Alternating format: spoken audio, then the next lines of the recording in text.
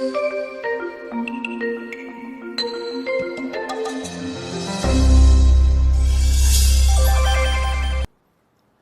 at ngayon, ang challenge the same. Challenges yung walang-wala kami, gipit, kapos kami ngayon, o kaya na-challenge sa may mga changes sa buhay, may threats, may unknown. At malaking mga alalahan din ng mga tao, baka sila kapusin, baka magkaroon ng mga complicating problems. At yan ang babalikan natin na kwento na ilang beses na rin naman natin na pag-aralan. Ang kwento ng mag-iina na under threat ang kanilang way of life. How will they be able to get out of it? Ang pamagat ng ating pag-aaral ngayon, what emptiness could do. 2 Kings 4. The wife of a man from the company of the prophets cried out to Elisha, "Your servant, my husband, is dead, and you know that he revered the Lord. But now his creditor is coming to take my 2 boys as his slaves." Nightmare ng isang pamilya, mamatayan ang member. Tapos yung namatay pa yung padre de familia na breadwinner nila. At may iniwan pang utang. At ngayon itong nagpautang ay buong kalupitan na kokolektahin yung 2 naiwang anak na bata para gawin niya slaves, bayad sa utang. So, masyadong stressed ang ginang na ito dahil kamamatay lang ng asawa niya, pinaprocess pa niya ang lungkot. Pagkatapos ngayon, merong bagong threat. Yung 2 niyang anak na natira na lang sa buhay niya, kukunin pa ng pinagkakautangan. Religious vocation does not exempt people from natural law. Isang dapat nating makita yan sa ating binasa. Na hindi ko mo ikaw ay prophet, hindi ko mo ikaw ay lingkod ng Diyos, hindi ka na babawian ng buhay, hindi ka na magkakaproblema o ang iyong pamilya. So, kailangan kahit religious ang vocation, gumagawa pa rin ng what is natural, what is expected, para yung support system ng pamilya ay in place. Now, sa pagpapatuloy ng kwento, Elisha replied to her, "How can I help you? Tell me, what do you have in your house?" Not from me, ang tulong, ang solusyon, but from you. Parang sinasabi halos nung propeta. "Your servant has nothing there at all," she said.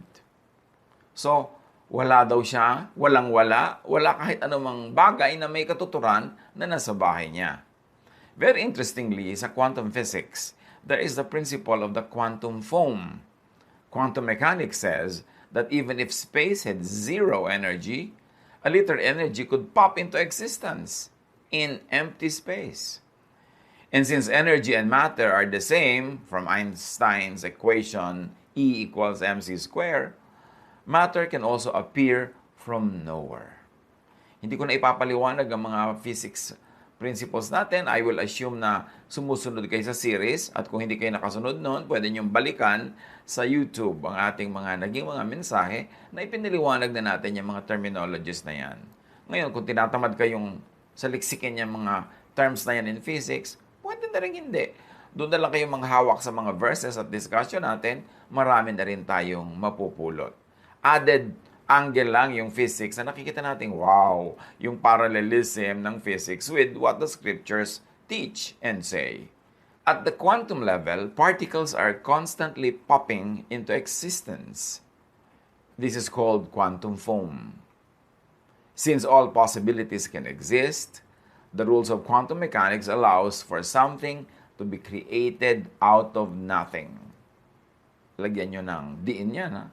Quantum mechanics allows for something to be created out of nothing. Kasi ganyan yung tatakbuhin ng kwento, pero hindi naman totally out of nothing. Kasi from something, mas mahirap pa nga yung mga pwedeng mangyari kaysa sa mas madaling nangyari sa ating kwento.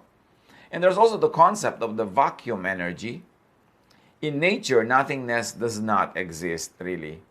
Because even in a vacuum, particles will constantly appear and disappear. Something can come out of nothing. So keep that in mind. Physics say that, but that keeps happening in the Bible. Ang dami-dami mga himala. Yung pala yung physics. Merong mga parallel ideas kung paano yun nangyayari. Ang lessons for now.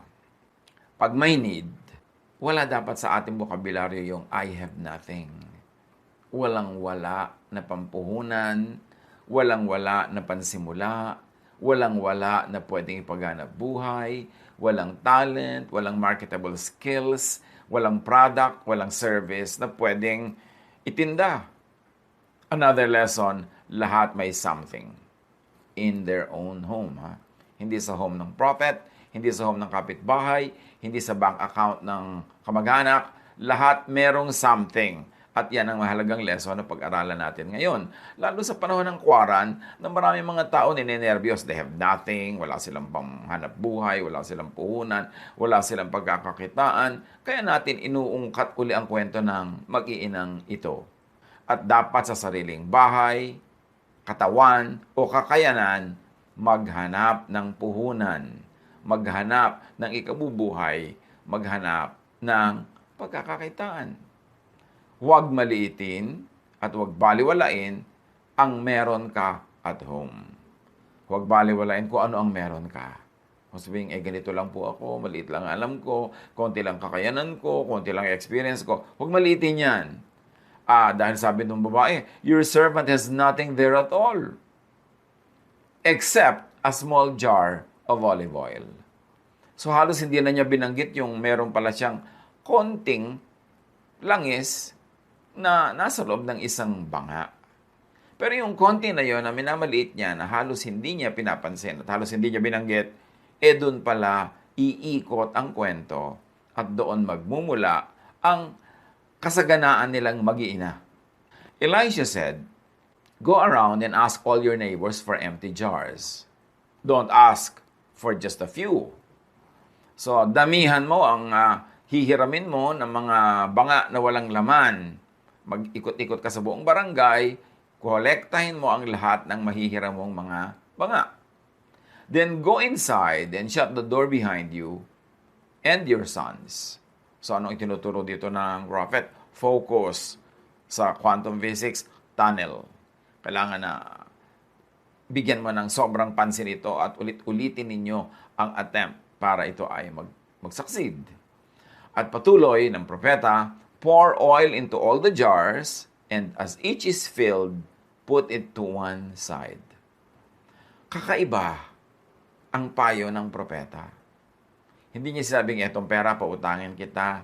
O pupunta ka doon kay kumare, umutang ka doon. O eto, bibigyan kita ng harina o bigas o something. Sabi niya, ano bang meron ka sa bahay mo? Walang-wala nga po kami, pero meron kaming konting langis. Ganitong gagawin mo. Sabi gano'n, yung konting langis na yan, diyan ka magtuon ng pansin at ang iyong mga anak.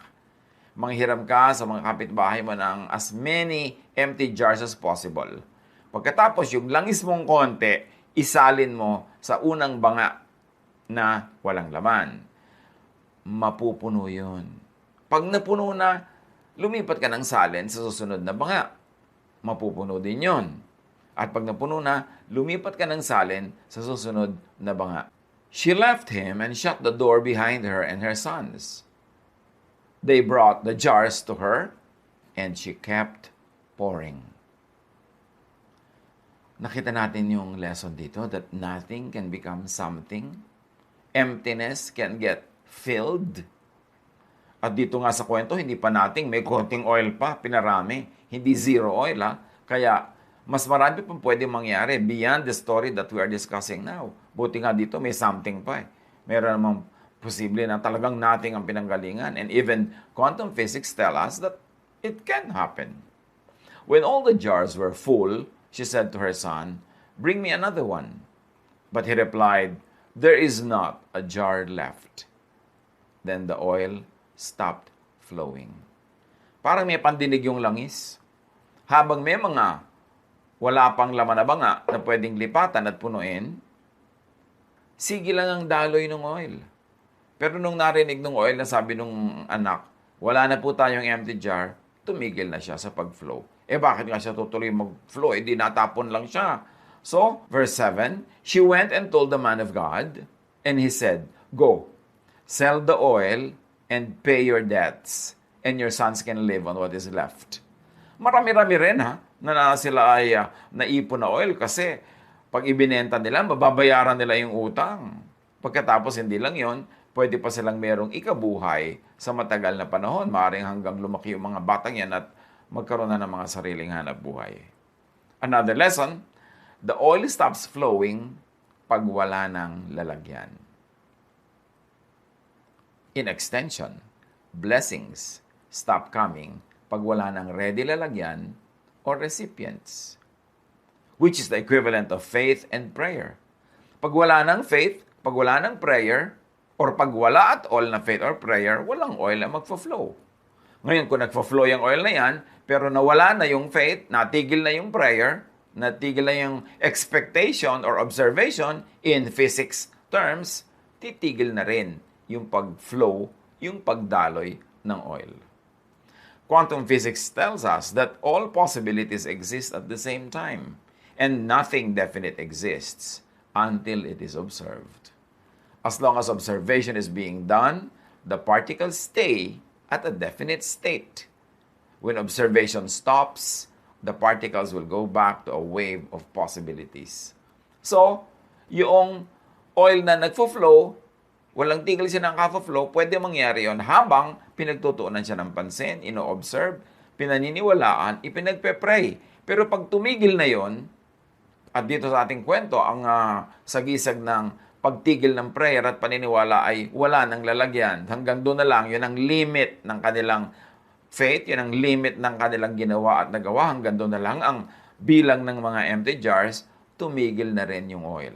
So, pwede mong padaluyan yung oil na yan sa pamamagitan ng observation or prayer and faith. Pero pagka nagkulang na yon, ay pwede nang tumigil ang pag-flow.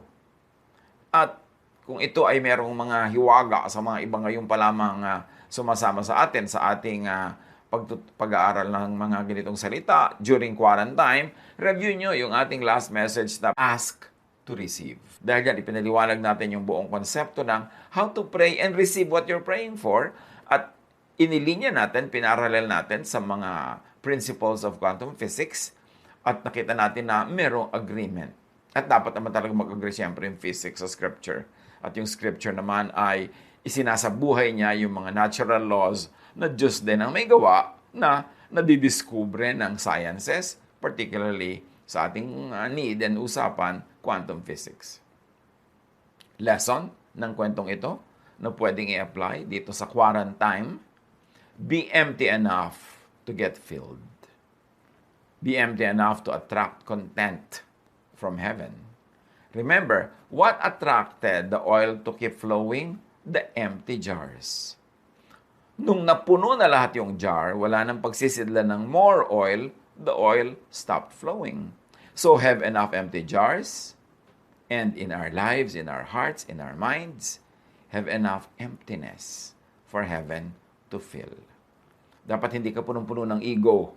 May space sa iyong heart ang Diyos para pwede kanyang punuin. Hindi ka punong-puno ng iyong sariling opinion, ng tigas ng ulo. Hindi ka punong-puno ng mga paglabag mo sa kalooban ng Diyos. Hindi ka punong-puno ng self, ng conceit, kundi may space, may emptiness, then the oil will flow into that empty space. The blessing of heaven, the blessing of God will flow into your life. Paano ka pupuntahan ng blessing kung punong-puno ka ng katamaran? Walang space. There must be emptiness for the oil to flow. Paano magfo-flow yung mga pangangailangan, yung mga kayamanan, kung punong-puno ka ng mga excuses for not working hard? Kung punong-puno ka ng reklamo, nirereklamo mo yung employer mo, nirereklamo mo yung negosyo mo, nirereklamo yung buhay, punong-puno ng reklamo, so walang space para ka magkaroon ng oil.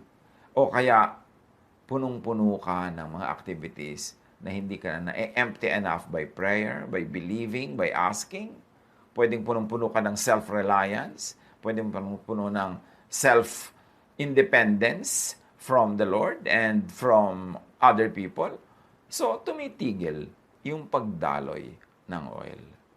Sa ganito mga panahon, marami yung mga tulad ng balo na yan na ninenervyos, na stress, threatened na mawala ng ganito, mawala ng ganon, at magutom, mawala ng ikabubuhay.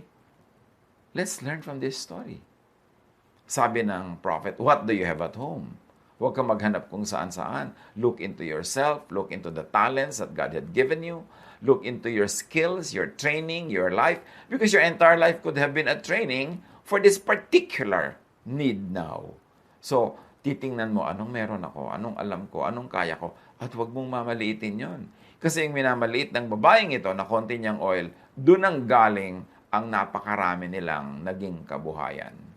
Sa classical physics, merong tinatawag na first law of thermodynamics, and that is thermal equilibrium. Nag-equalize ang init at lamig sa isang particular place. Energy will flow from one matter to another and will not stop until all matter in that system has the same amount of energy. Halimbawa, merong glass of hot water inside the room. Yung energy, yung heat ng hot water na yan will flow out of the water into the environment until it is of the same temperature as the room. Diba? Pag meron ka mainit na kape, dinala mo sa isang malamig na kwarto, given time na hindi mo ininom agad, lalamig. Hindi yan titigil sa paglamig hanggang hindi equal yung lamig niya sa lamig ng room. Hindi naman pwedeng mas malamig pa siya kaysa dun sa room. Mag-i-equalize yan. Kahit baligtarin mo yan, malamig halimbawa ang tubig, dalhin mo sa isang mainit na lugar, iinit din yun. Kasi yun yung tinatawag na law of thermal equilibrium. Ngayon, anong kinalaman niya dun sa oil? Yung oil, hindi titigil mag-flow hanggang mag-equalize yung dami niya sa kanyang pinagmumulan at yung dami niya sa kanyang pinupuntahan. Nag-equalize na. Bakit nag-equalize? Wala nang mapaglagyan eh. So, kung gaano kapuno ngayon itong oil na ito na inililipat, ganoon na rin kapuno at naging mas puno pa nga yung mga nililipatan, so titigil na ang pagdaloy ng oil. Sa buhay din natin, totoo yan. Tumitigil na yung pagdaloy ng blessing pagka parang wala ka ng need. Yung nagiging self-sufficient ka na, nagiging tamad ka na, nagiging pabaya ka na parang hindi ka na dependent sa pag-flow ng blessing na ito. Parang nag-equalize na, titigil din. Pagka ikaw ay isang artist o isang craftsman na hindi ka na nag-i-improve sa iyong galing, sa iyong husay, nag-i-equalize na yung alam mo at yung alam ng lahat, parang hindi ka na tuloy special nun, hindi ka nabibilhan, hindi ka nabibilhin, hindi ka natatangkilikin kasi equal na lang. Dapat laging merong inequality para magkaroon ng flow of energy. So kung ikaw ay napakagaling na, halimbawa mo ay dancer, laging may manonood sa'yo at magpapaturo sa'yo kung nakahihigit yung alam mo sa kanila. Kaya dapat lagi mong ini-improve ang iyong kaalaman para laging may flow. Pero pag pareho na lang kayo ng audience, baka nadaig ka pa nga niya, ba't ka pa niya papanoorin? Kung halimbawa, ikaw ay teacher, ang itinuturo mo, alam na ng mga estudyante mo, wala nang bago, wala nang flow of wisdom and knowledge from you to them, from a place of higher concentration to a place of lower concentration, mawawala na ng osmosis, tinatawag din sa movement of liquid, edi wala nang magpa-flow, stagnant na lang. Parang ilog. Bakit ang bilis-bilis ng daloy ng ilog? Kasi merong space pababa na wala pang tubig. So yung tubig sa taas, bababa agad. At mas matarik yung space na yon, mas mabilis ang flow ng tubig hanggang maging waterfalls na nga yan kung vertical talaga yung descent ng tubig, di ba? Pero kung makikita mo yung mga kanal, mga estero na hindi gumagalaw ang tubig, bakit? Kasi yung tubig sa banda ron at tubig sa banda rito, equal lang ng volume, equal lang ng height. So, bakit magkakaroon ng flow? Dapat mayroong space na mas nangangailangan, mas empty, para puntahan ng energy. Ganon din ang puso natin. Pag lagi natin yung ginagawang empty for God, lagi niya tayong pinupuno. May transfer. Pag lagi tayong teachable, may teaching. Pag lagi nakasahod ang ating kamay, may masasahod dito. Pag tayo humihingi, may ibibigay.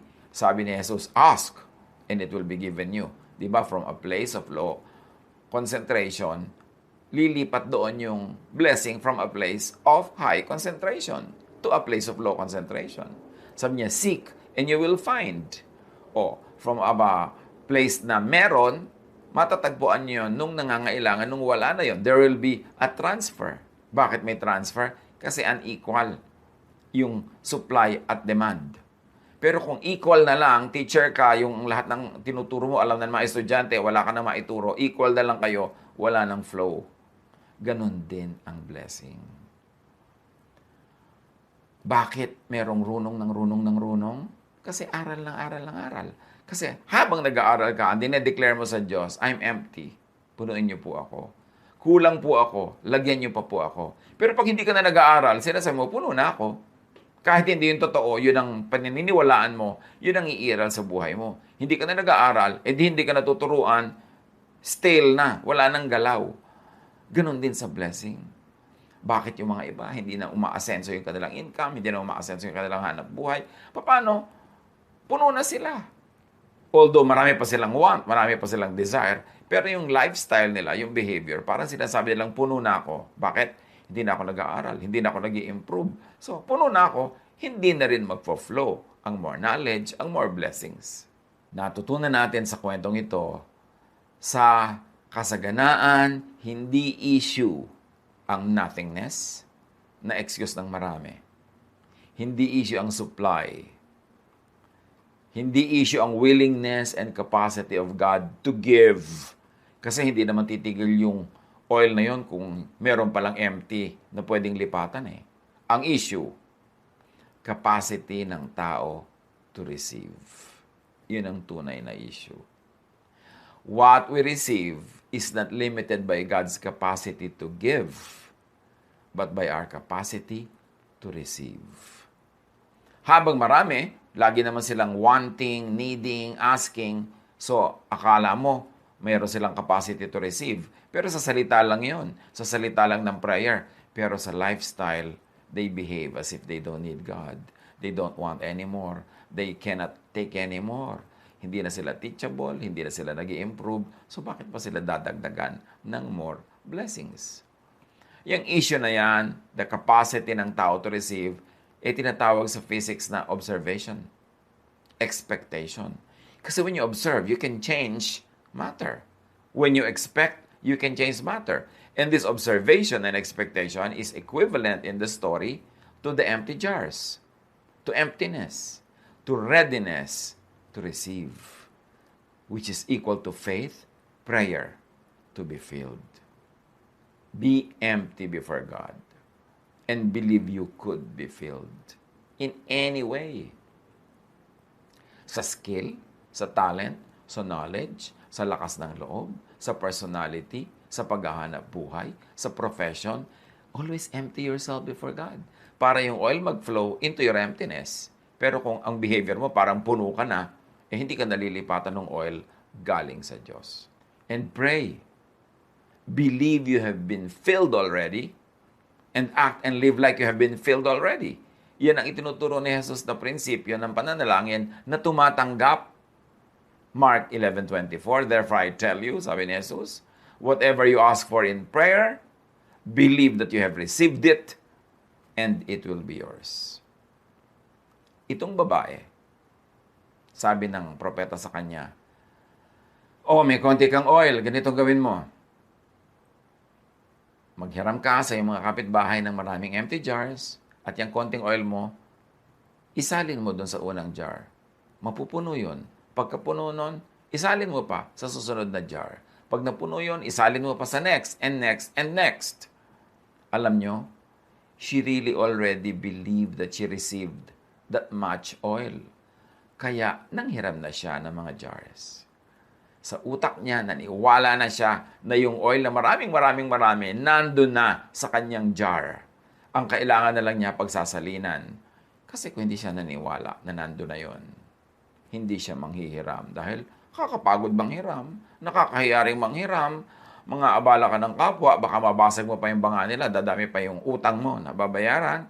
Pero yung kanyang ginawa, na ginawa nga nilang nanghiram sila nanghiram ng empty jars, patunay yun, naniniwala siya na yes, nandun na yung sagot, nandun na yung oil na isasalin, kailangan na lang yung salinan. Kaya nga lang, dangan nga lang ay konti lang o hindi sobrang dami ang nahiram nilang empty jars. Siguro wala naman talaga maraming empty jars yung mga kapitbahay. Hindi naman sila mayayaman. Konti lang gamit nila sa bahay. Pero ang point, naniwala siya. Kayo ba? Tayo ba? naniniwala sa ipinagpe-pray natin? Sabi ni Jesus, pag nag-pray ka, paniwalaan mong natanggap mo na. At pag naniwala ka na, at nakumbinsi na ang langit na yes, naniwala ka nga, at ginawa mo yung ginagawa ng naniniwala, then, ibibigay na sa'yo yung tunay na material sagot. Pero hindi pwedeng nandyan na yung material sagot bago ka maniwala. No, maniwala ka muna. Sasabihin ba, naniniwala naman po ako? Baka sa salita lang. Pero yung action ba natin, yung lifestyle, yung values natin, are the actions and lifestyles and values of one who already received what is being asked for. Kasi kung talaga natanggap mo na isang bagay, maiiba ang iyong behavior. Mapapanatag ka na, tatahimik na ang iyong loob, magiging generous ka, magiging mabait ka, kasi masagana ka na eh. Pero yung iba, ang damot-damot, laging ayaw nilang tumulong sa kapwa kasi natatakot sila maubusan. Ibig sabihin, hindi sila naniniwala na ibinigay na nga ang hinihingi sa kanila. Make or break yan. Yung believe that you have received it, and when you have believed, and heaven has seen that you have believed, and heaven has seen it in your lifestyle, in your words, in your action, in your habits, in your behavior, yun yung pray without ceasing. Yung ginagawa mo lahat prayer of faith. Then, sabi niya, it will be given you. Be broken before God so you could be mended and restored. Yung iba, kailangan nila ng restoration from God. Pero nagyayabang pa sa Diyos, ayaw pang sumuko, ayaw pang aminin, ayaw pang tumanggap ng pagkakamali. Paano ka aayusin kung nagpe-pretend kang ayos? So, be broken before God so you could be mended and restored. Hindi naman ibig sabihin, i-break mo yung buo, kundi aminin ang mga brokennesses natin. Aminin, tanggapin, at maging humble tayo before the Lord. Be empty before God so you could be filled. Huwag mapuno ng hangin sa utak. Huwag ding mapuno ng takot, ha? Kasi kung punong-puno ka ng takot, hindi ka empty. Puno ka rin ng negative things. Huwag kang mapuno ng duda. Huwag kang mapuno ng mga pangamba. Kasi kapunuan din yon. You have to be empty to be filled. Be a glass of hot water in a cold room so you could be cooled. With God's help and your hard work, organized work, your little oil could become much. Ngayong quarantine, ang tagal-tagal na rin naman, maraming challenged financially, challenged emotionally, challenged physically. Maraming challenges. Pero, kung tatanungin ka ng propeta, what do you have at home? Ano bang meron ka? Yan ang challenge na iiwan natin sa ating lahat. Sit down, count the blessings that God had given you, assess all the blessings that you have, lahat ng pwede mong gawing puhunan, pagkakitaan, gawin mong panghahawakan, titindigan, sasandalan, isipin mo lahat kasi hindi ka empty. Wala kang kaparapatang sabihing I have nothing. Kasi nga, yung palang ikaw na yun meron na. So, hindi pwedeng nothing. Huwag nating i-exaggerate ang ating imagined poverty. Huwag nating i-exaggerate ang ating mga imagined wants. Kasi God is in us. And with God on our side, who could be against us? Greater is He that is in you than he that is in the world. So, hindi totoong anybody has nothing. We have a lot. You have that oil. And that oil could be multiplied when you do and act in faith. Borrow empty jars. Be empty enough. Have enough emptiness for God to fill. Ano ang kahulugan niya sa ating buhay? Pag bulay-bulayan natin at i-apply, kanya-kanyang isip, kanya-kanyang application. Nawa, maramdaman natin at maging totoo sa ating practical life yung kasaganaan na ipinangako ng Diyos. Hindi lang maging a little oil in a jar, in a corner of our house, but that little oil flows into many empty jars, into our many prayers of faith, into our belief, into our unwavering claim that the promises of God are there for us to enjoy. Kung tayo nananalig, yung pananalig na yan, yung empty jar, pupunuin ng Lord ng flowing oil. At habang may emptiness ka, pupunuin niya yon. Remember, what we receive is determined not by the capacity of God to give, because God's capacity is unlimitless. It is determined by our capacity to receive, by our faith, by our emptiness. God bless us all.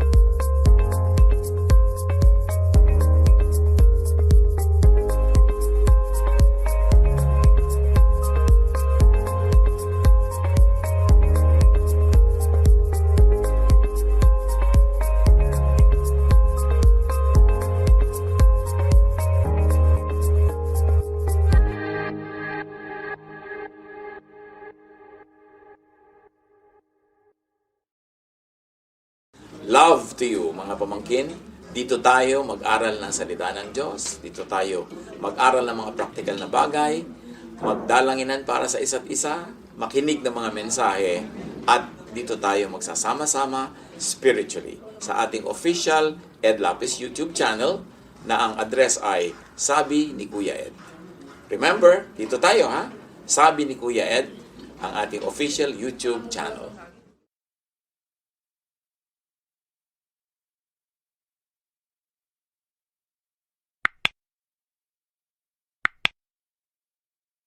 Do not forget to subscribe. Click the subscribe button and ring the bell for notification. Like, comment, and share our official YouTube channel. Visit Ed Lapiz website for daily devotion, audio podcast, latest video message, send your prayer request, subscribe to mailing list and more. Visit edlapiz.com.ph.